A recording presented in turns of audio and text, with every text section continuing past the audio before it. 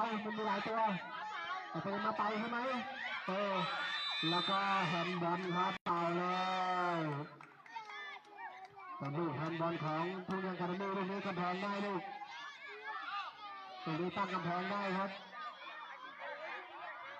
โอ้โหนี่ฮะเนี่ยตั้งให้หมดนะ6 ตัวเอาแล้ว3 คนไปดูกันในธนาคารลูกเอ้ยตกลงยิงไม่ได้ลุงหมายบอกเฮ้ยปล่อยวิธีเปล่าไม่สนใจแล้วรอต้องมีก่อนไปเรื่อยๆเลยดิ้นมันจะไปอย่างเดียวแล้วก็เลือกเลยครับ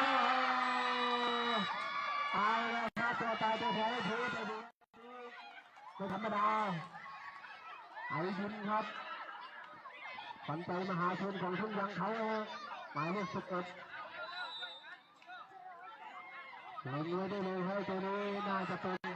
ผู้สืบทอดทายาทไอ้เทปยอด